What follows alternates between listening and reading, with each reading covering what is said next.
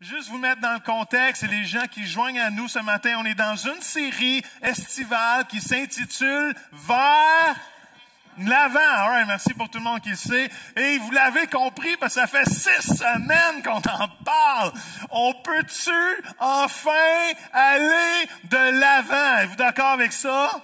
On a eu une saison qu'on était pris à maison, même une saison un peu bizarre, un peu de brouhaha dans tout ça, et je vais en parler ce matin, mais je veux qu'on aille de l'avant, all right? Et c'est la série de messages qu'on est dans ce matin. Je veux juste faire un petit rappel bientôt des 2 premiers messages pour vous continuer qu'on compreniez ce qu'on est en train d'étudier. Mais le texte principal ce matin, c'est Philippiens 3.13. C'est un verset très bien connu que Paul nous encourage en Philippiens.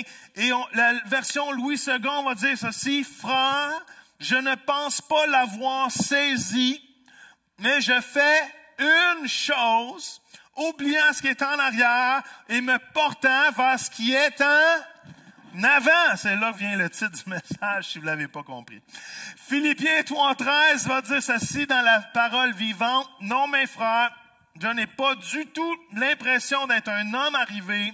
Je ne pense pas avoir achevé la conquête et remporté la victoire, mais je n'ai qu'une préoccupation, oubliant le passé et le chemin parcouru, je tends de tout mon être, on a chanté ça ce matin, de toute mon énergie vers ce qui est devant moi. Amen. Qui veut aller devant eux ce matin? Qui veut aller vers l'avant? Come on. Et avancer vers ce que Dieu veut faire. Ésaïe, un dernier verset rapidement avant de commencer. Ésaïe 43.18. Si vous êtes à la maison, vous pouvez tourner dans vos Bibles. Ésaïe 43.18 qui dit ceci, ou sinon ça apparaît au bas de l'écran. Ne pensez plus au passé, ne vous préoccupez plus de ce qui est derrière vous, car je vais faire du nouveau. Qui aime le nouveau? On le voit déjà paraître, vous saurez bien le reconnaître. Oui, dans le désert, je vais ouvrir un chemin, et dans les lieux arides, je vais faire couler des fleuves. Come on! Papa Céleste, on te remercie pour ce que tu veux faire ce matin. Merci pour cette douceur de ta présence dans la louange. Merci pour ce que tu vas nous enseigner à travers ta parole ce matin. Et je te prie de nous propulser Oasis, la chapelle chrétienne, l'Église Pentecôte de Drummond, Seigneur, toutes les églises, Seigneur, tous les croyants ce matin, d'aller vers l'avant, vers ce que tu veux faire, vers le nouveau de Dieu. Non seulement pour chacune de nos vies, mais pour la planète entière. Qui dit amen à ça ce matin? Amen.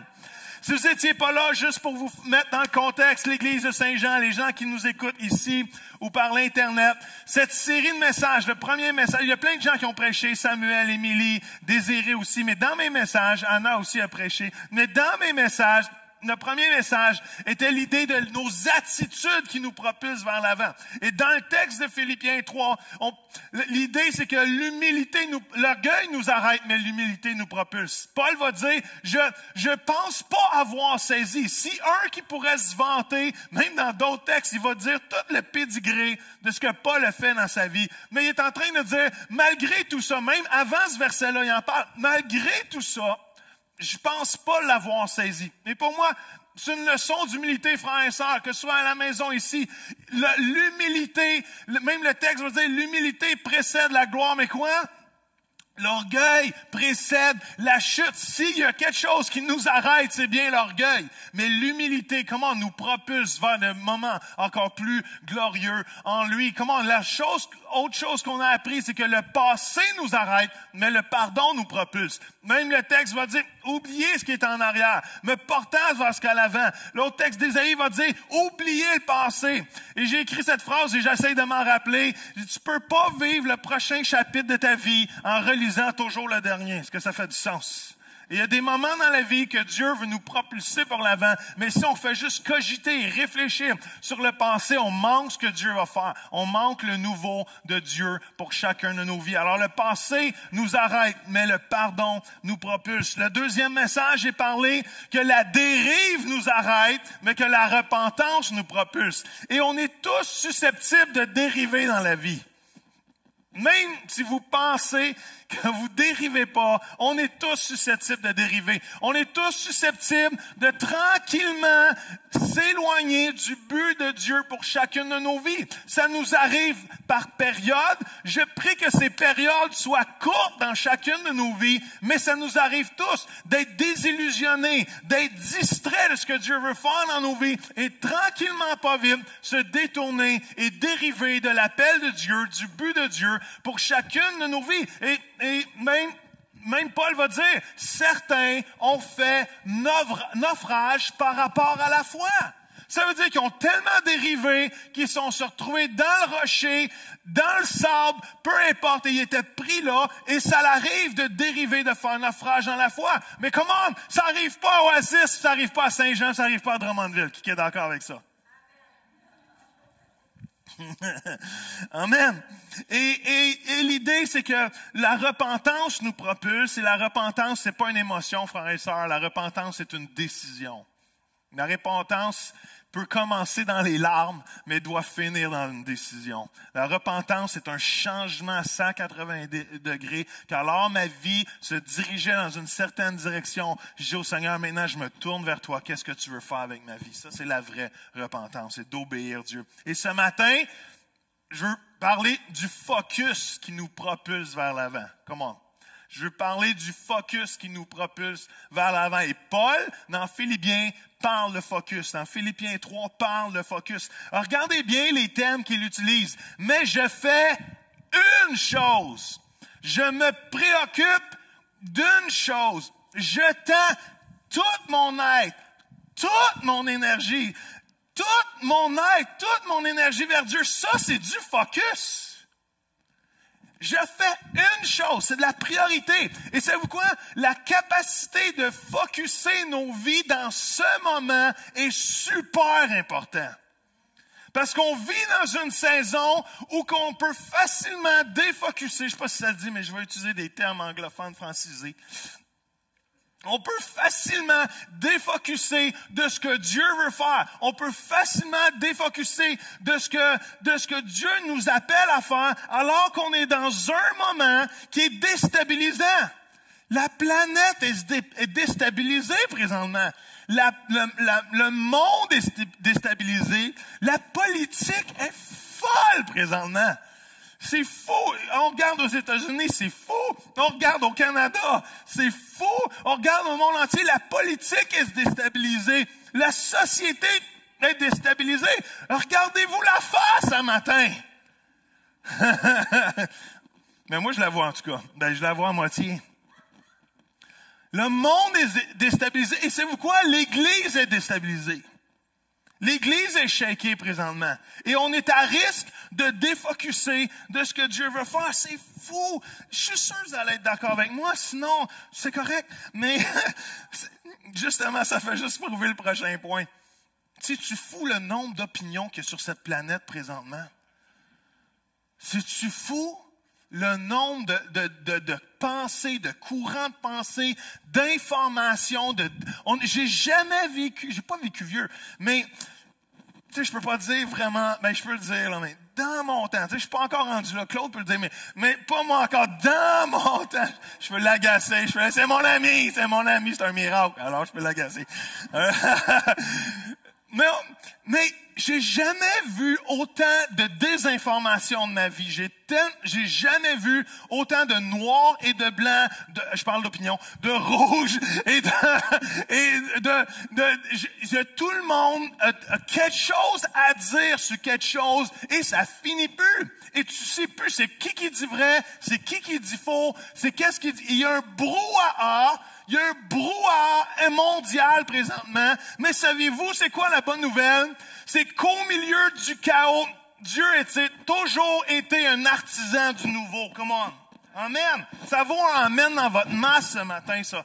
Ça vaut un amen à la maison ce matin super fort. Oui, je vous entends. Dieu a toujours été un artisan du nouveau à travers le chaos. Amen.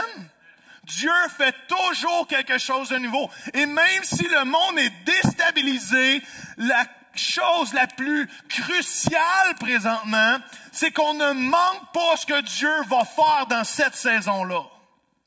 Parce que Dieu prend toujours le chaos et fait quelque chose de nouveau. Il prend les choses arides et il met des fleuves. Il prend les déserts, come on, et il met des oasis dedans. Come on.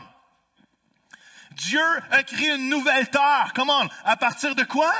À partir du chaos. Dieu sauve nos vies, comment, et nous donne une vie nouvelle, alors qu'on était perdus et dans le chaos, comment. Dieu nous donne un jour nouveau, comment, la pluie vient, mais le soleil vient le lendemain, comment. Dieu fait toujours quelque chose de nouveau, et dans cette saison, Dieu est en train de faire quelque chose de nouveau.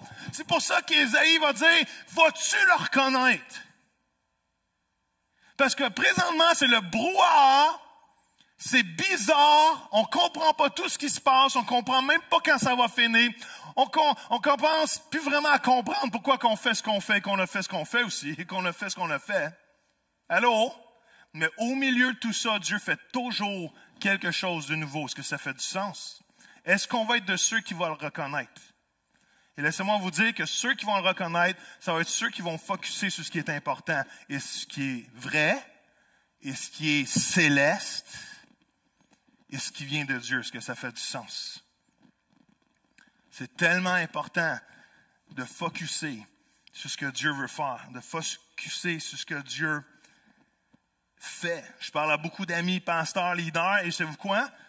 Il y a beaucoup de désengagement présentement. Il y a beaucoup de désengagement dans l'Église de Jésus-Christ. Il y a beaucoup de désengagement. Mais c'est pas un temps pour se désengager. C'est pas une saison pour se désengager. Je comprends que ça fait du bien de rester à la maison, de prendre des vacances, mais c'est pas un moment pour se désengager. C'est un moment pour focusser ce que Dieu va faire dans la prochaine saison, parce qu'il y en a gros qui vont manquer la prochaine saison s'ils restent désengagés. Est-ce que ça fait du sens? Oui, je suis fâché. Je suis pas fâché. Je suis sérieux. Je suis pas sérieux. Je suis fâché. Non, est-ce que vous comprenez? Je veux que vous compreniez, c'est pas une saison pour se désengager. Parce que Jésus est encore la solution. Allô? Jésus est encore la solution. Et à travers le chaos, son Église avance. Oui, son Église avance. À la maison, est-ce que vous la connaissez? Oui, son Église avance. Y a-t-il juste moi qui la connais?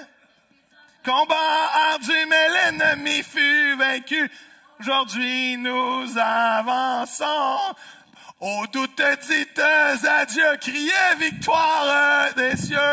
Elle avance, l'Église de Dieu. Oui, son Église. Excusez-moi à la maison. J'espère que vous la connaissez. Souvent, je fais ce chant des vieux chants. Mon Église la connaît pas et j'ai l'air bizarre. Mais son Église avance. Est-ce que vous comprenez? Dans un moment où nous sommes présentement, son Église avance. Jésus est la solution. Jésus n'est pas tombé de son trône. Jésus est bien assis sur son trône. Il connaît la fin de toutes choses. Son Église va finir d'une façon glorieuse. Allô? Je pense pas qu'on va rentrer au ciel tout avec des masques.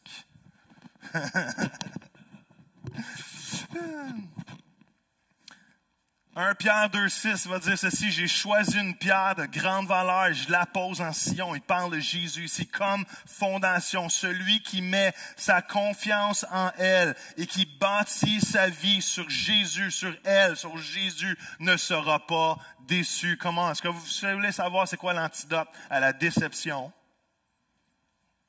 C'est Jésus.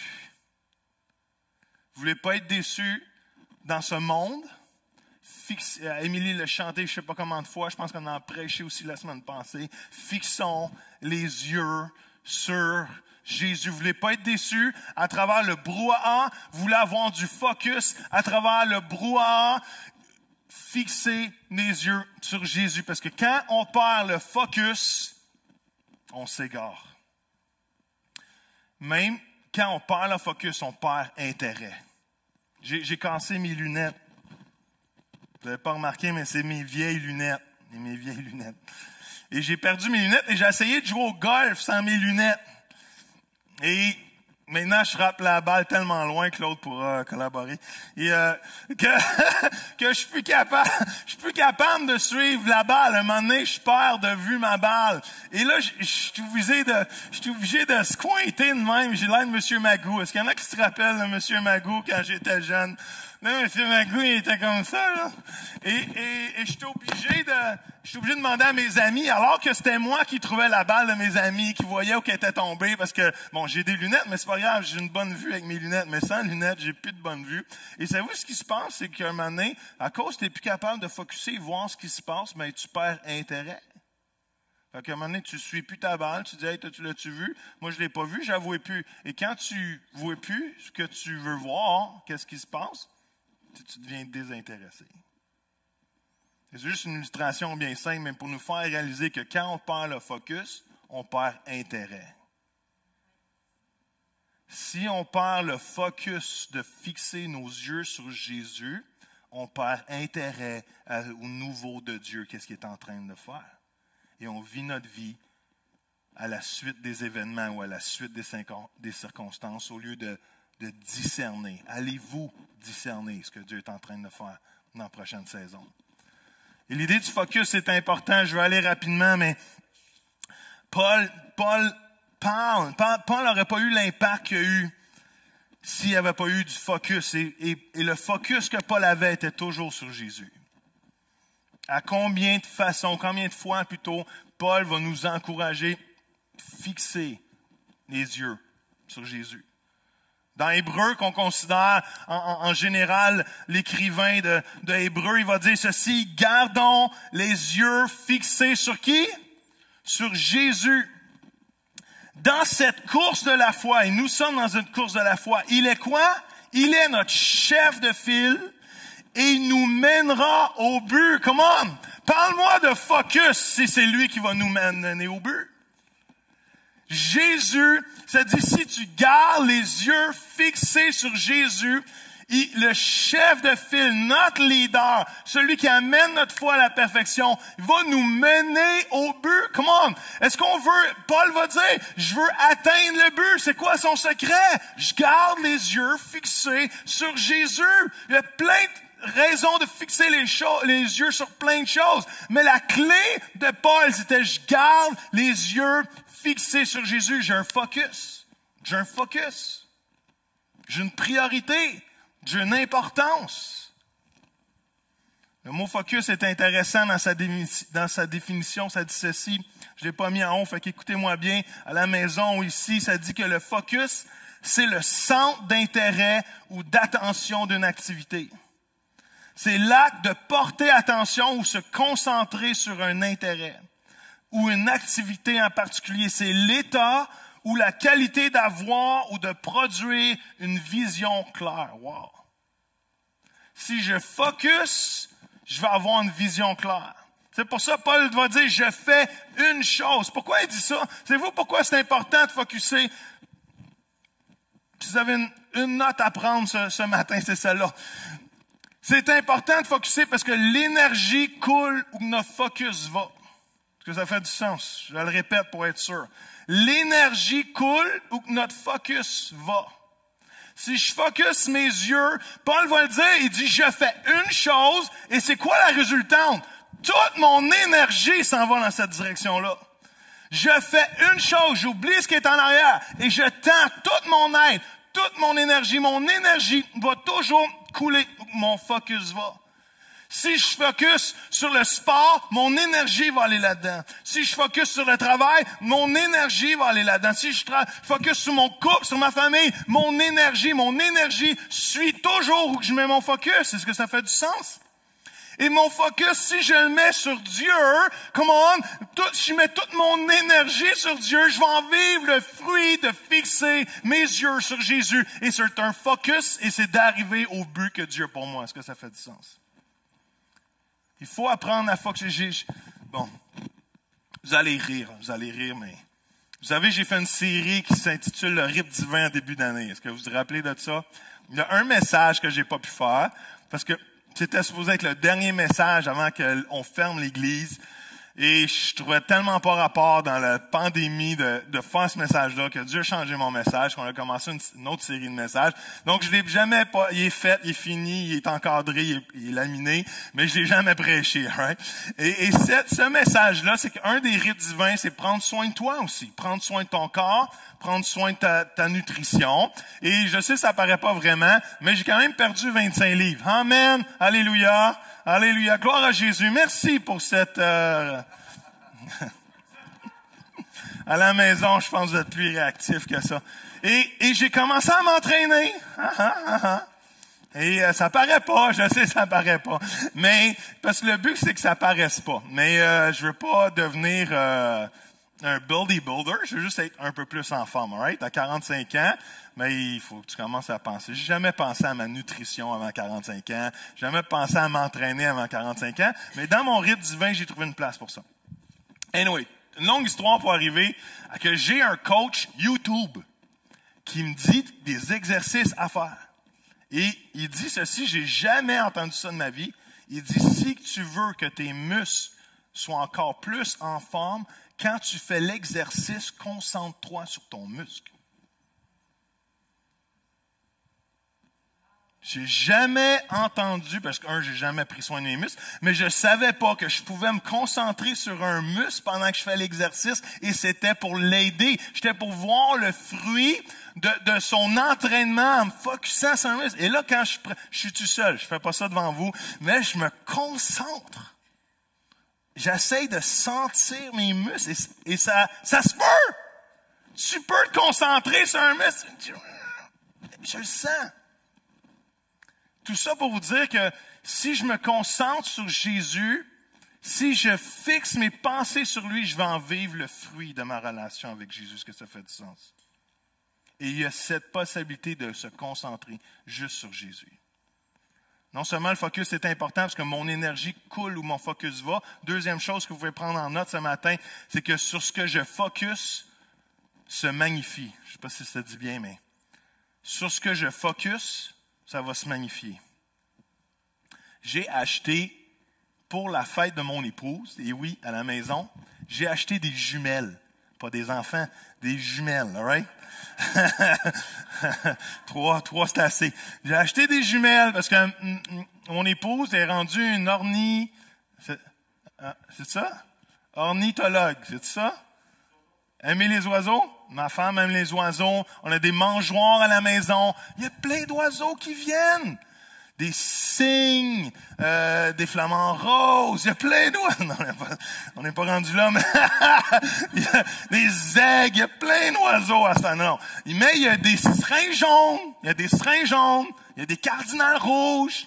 Il y a aussi l'oiseau le plus beau avec la pire voix. Ça, c'est moi. Le jet bleu. Le jet bleu. Est-ce que vous avez déjà remarqué, le jet bleu est vraiment beau jusqu'à temps qu'il rouvre la bouche. Et il y a plein d'oiseaux, mais j'ai acheté des jumelles parce qu'on voulait voir de plus proche. On voulait les observer de plus proche. Mais on comprend pas c'est quoi, comment ça fonctionne, des jumelles. Pourtant, c'est super simple. Tu tournes deux affaires, tu tournes, t'ajustes. Mais la première lunette qu'on a eue, il y a un des focus marchait pas. Et on n'était jamais capable de faire le focus. Mais au moment que tu fais le focus sur quelque chose, tu vas te réaliser que tu vas voir et avoir le but que les jumelles ont, c'est de magnifier ce que tu es en train de regarder. Est-ce que ça fait du sens? Mais on n'était pas capable. On l'a renvoyé par Amazon. Ils nous en ont renvoyé un autre. Et au moment que tu es capable de faire le focus, le but de ce que tu regardes est magnifié 42 fois ce que tu voyais avec tes propres yeux. Et le focus est cette capacité de magnifier toute chose, que ce soit positif ou négatif. Et y a-tu du focus sur du négatif présentement? Moi, je sais pas pour vous, mais à la maison, je sais pas ce que vous en pensez, mais chaque chiffre présentement est magnifié. Il y a un nouveau corps. Il y a un nouveau corps. Il y a un nouveau corps. Il y a un nouveau corps. Il y a un nouveau corps. On l'additionne. On est rendu à 60 942 corps. Il y a un nouveau corps. Vous remarquez qu'on magnifie chaque nouveau corps. On ne fait pas ça avec toutes les autres maladies. Même toi, si on commencerait à magnifier toutes les maladies. Il y a un nouveau cas. Il y a un nouveau cas de genou cassé. Il y a un nouveau cas de genou cassé. On virait fou. Et on est en train de virer fou. Moi puis Sam, on regarde ça la semaine. Sam, c'était quoi? C'est quoi t'as dit? Il y a combien de cas présentement à Montérégie actifs? Il y a 150 cas actifs dans la dernière semaine en Montérégie sur 1,5 million de personnes. Mais il y a un cas! Il y a un cas! J'exagère, à la maison, je sais pas si fou que ça, là, comprenez-moi bien si vous me connaissez pas, mais j'exagère. Hein? En haut, ils disent pas tant que ça. Hey, ma gang de comiques. Descendez de là qu'on se parle. Est-ce que vous comprenez que si tu focuses sur le point noir va prendre toute la place de la page blanche? Est-ce que ça fait du sens? Et présentement, on focus tellement sur le négatif, on focus tellement sur chaque cas qu'on voit même pas les guérisons, on voit même pas ce qui se passe de bon, on voit même pas le positif qui peut en sortir, mais on est tellement accablé par le cas que toute notre vie est dirigée par un cas de plus. Est-ce que ça fait du sens? Et je suis pas en train de dire qu'on doit désobéir ou whatever, c'est pas ça que je suis en train de dire, mais please, mettons le focus sur les bonnes choses. Parce que si on met le focus sur le négatif négatif va se magnifier. Ah, c'est terrible.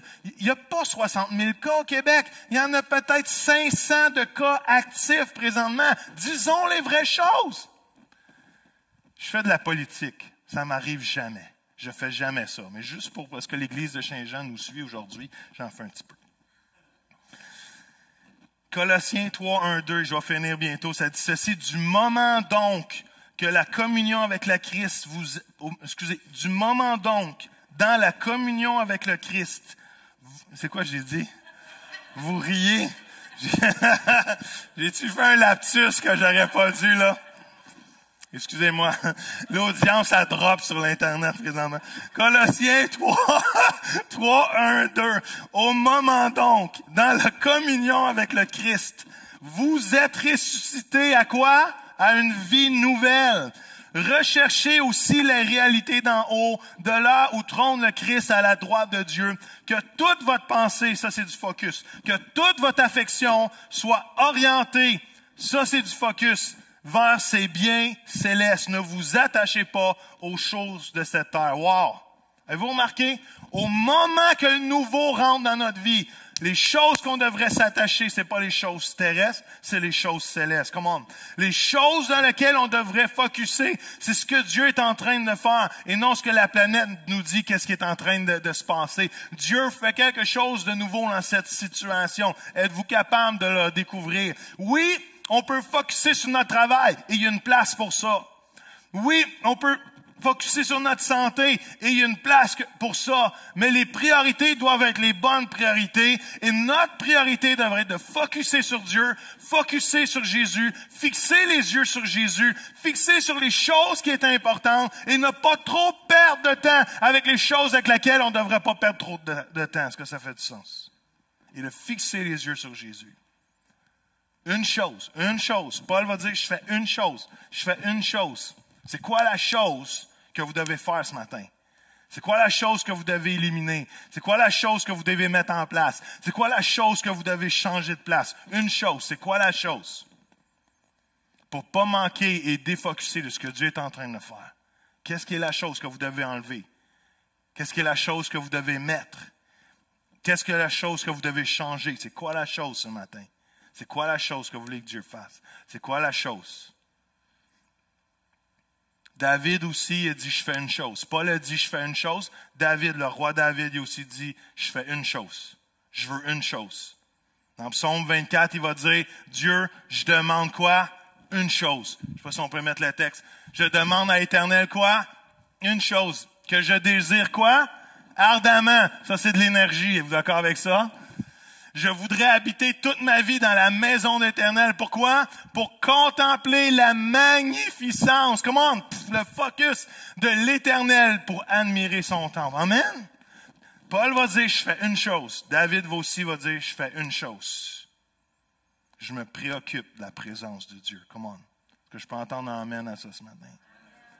À la maison, est-ce que je peux vous entendre dire amen, je fais une chose? Paul a été capable de dire, je me préoccupe d'une chose. David va dire, je demande une seule chose. Come on.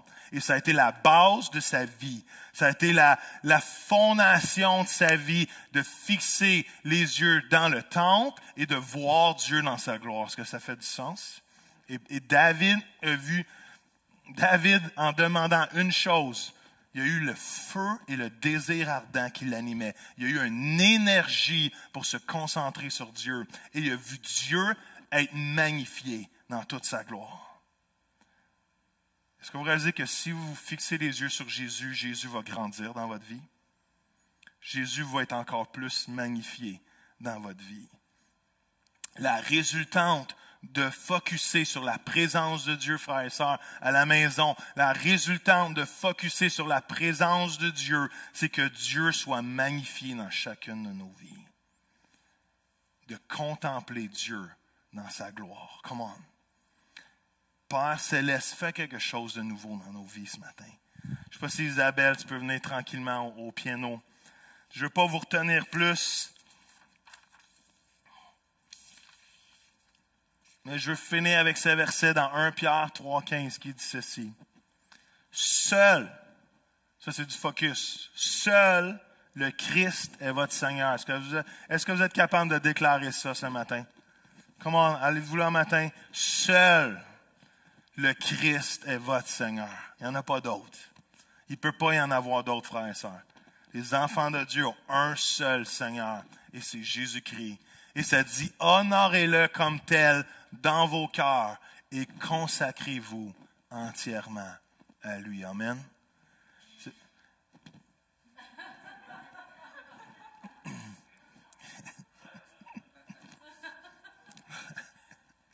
Moi, ça, c'est un whoopee cushion.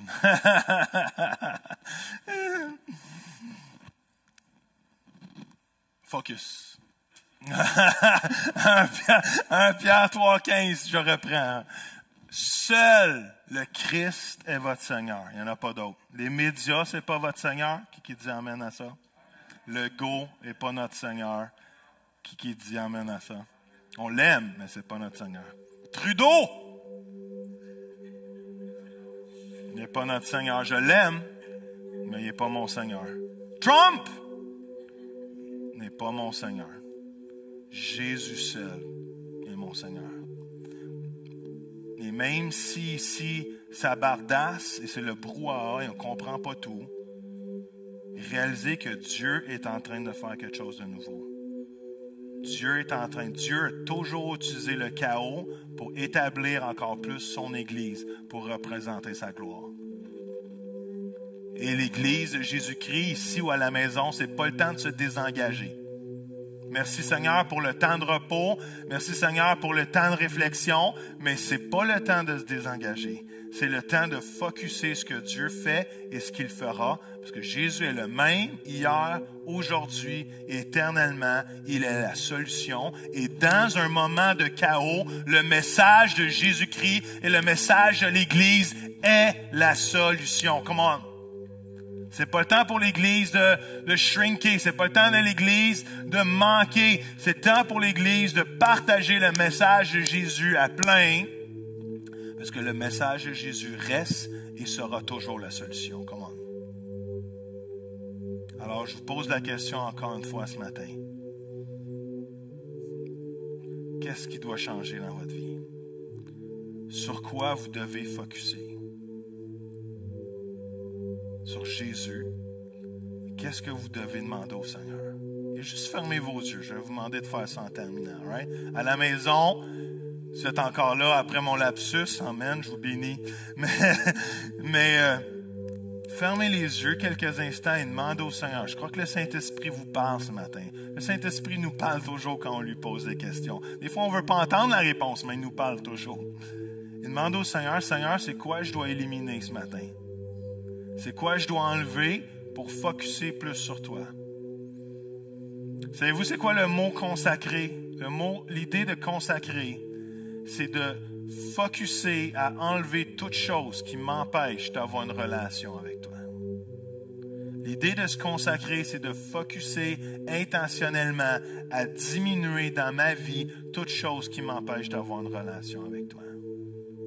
Qu'est-ce que vous devez éliminer ce matin ou changer d'ordre de priorité afin que votre relation avec Dieu porte du fruit comme jamais dans cette saison? Sur quoi vous devez focusser avec votre relation avec Dieu? Et que ce soit ici ou à la maison, je crois que Dieu vous parle, frères et sœurs, à la maison. Vous nous écoutez, merci d'être là. On vous bénit, mais Dieu veut vous parler présentement. Dieu veut vous ramener à focusser sur ce qui est l'essentiel. Dieu veut vous propulser vers l'avant. Dieu veut vous propulser vers le but qu'il a pour votre vie ce matin. Et Seigneur, je veux juste prier pour chaque personne dans ce lieu. Je veux déclarer ta bonté sur chacune de nos vies. Et Seigneur, je veux déclarer ce cri d'Émilie qui disait « Fixe les yeux sur Jésus », ce chant spontané qu'on a été dans ta présence ce matin. Fixe les yeux sur Jésus. Come on, frères et sœurs.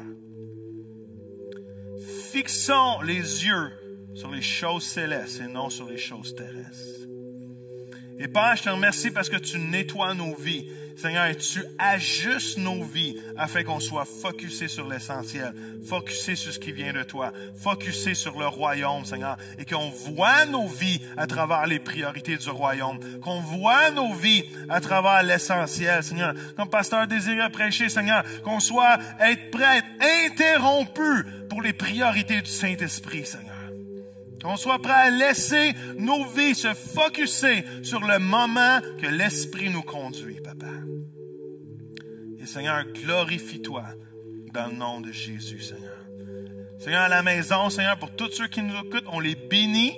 On les bénit ce matin, Seigneur, et on sait que tu fais ton œuvre à travers l'écran, à travers la caméra. Je te prie, Saint-Esprit, de descendre dans chacune des maisons, dans ce lieu, mais dans chacune des maisons, Seigneur. Et Seigneur, que tu nous visites et que tu nous bouleverses et que tout bruit diminue afin qu'on puisse magnifier ta présence, magnifier qui tu es. Et comme on pourrait dire comme Paul, je fais une chose, j'oublie ce qui est en arrière et je focus sur ce qui est en avant. On peut se dire comme David, je demande une chose, Seigneur, c'est d'être dans ta présence et de voir ta gloire et ta présence être magnifiée à 42 fois, 43 fois mes capacités, mais c'est dans ta présence que ta gloire se magnifie, Seigneur. Alors, Père, Seigneur, merci pour ce temps ce matin.